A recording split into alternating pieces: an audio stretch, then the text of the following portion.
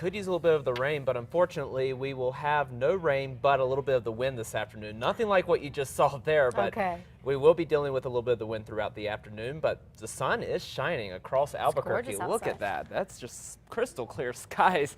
As you head out and about this afternoon, you couldn't ask for better weather, and the temperature just about perfect as well, especially for this time of the year. 79 degrees the current temperature, but the winds are blowing a little bit. They are out of the west-northwest at 24 miles per hour sustained, gusting at times up to 36 miles per hour. So you will have to hold on to your hats if you're heading out and about throughout the afternoon. Temperatures in the 60s over southern Colorado, into the 70s for the northern mountains. Down to the south and east, we are warming up once again this afternoon in the mid-80s for Tucumcari, but already up to 90 degrees in Roswell and 93 in Carlsbad. Winds are gusty across much of the state, but the gustiest winds are found over the northeast corner of the state, where Taos is looking at a 43-mile-per-hour wind gust, 28 in Las Vegas, 32 in Tucumcari, 36 in Santa Fe. You'll notice less wind as you move down to the south, and we do have those red flag warnings in effect for the northern portion of the state, due in part to the wind that the north will be seeing. The gustiest winds this afternoon will be across the northeast corner, and then we'll see those winds come down some through the overnight hours. Tomorrow it will be breezy once again, but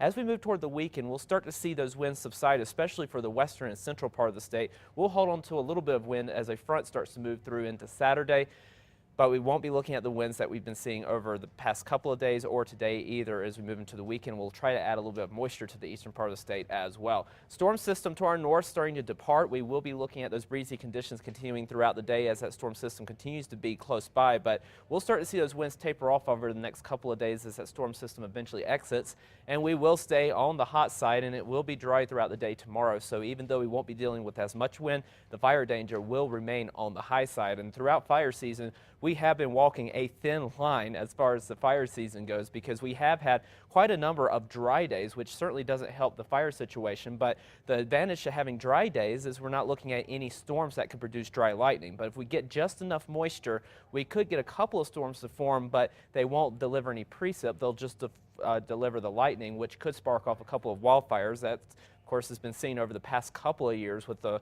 biggest wildfires last year being caused by dry lightning. And then as we move toward monsoon season, we get enough moisture to start getting some of that beneficial rainfall, and hopefully we will get a good dose of it in the next month and a half or so as monsoon season starts to kick up. So something to look forward to, hopefully, especially as we move toward July, but we'll still be dealing with the dry conditions over in southern Colorado this afternoon. Highs into the low 70s, and we stay dry through the weekend with highs staying in the upper 70s and low 80s. Over the northwest, windy with winds gusting up to 40 miles per hour. We stay dry through the weekend with highs in the 80s. Over the southwest, we'll be looking for sunny and warm conditions, and we stay mostly sunny through the first half of the week, and perhaps a couple of spot storms Sunday into Monday. Over the southeast, lots of sunshine, highs very warm. In fact, we're going to be up to 101 degrees in Roswell for Friday, but look at the weekend. After that front comes through, we're back into the upper 80s, perhaps a couple of showers toward the end of the weekend and early next week. Same story for the northeast. After winds gusting up to 45 miles per hour this afternoon, we'll start to see those winds come down, and the temperatures will come down as well, and better chances of picking up a couple of storms toward the beginning of next week. Over the northern mountains, winds gusting to 45 miles per hour. Temperatures will be staying on the warm side through the weekend. We'll have that chance of getting a couple of storms toward the end of the weekend and beginning of next week over the east mountains. Winds gusting up to 45 miles per hour. Blowing dust will be a concern in the metro. Winds will gust up to 35 miles per hour with highs in the mid to upper 80s. And we'll stay on the warm side, a little bit cooler on Saturday as some of that cooler air seeps in, and then a chance of a couple of spot storms Sunday into Monday as temperatures warm back to near 90 degrees. All right, John, thank you so much for that.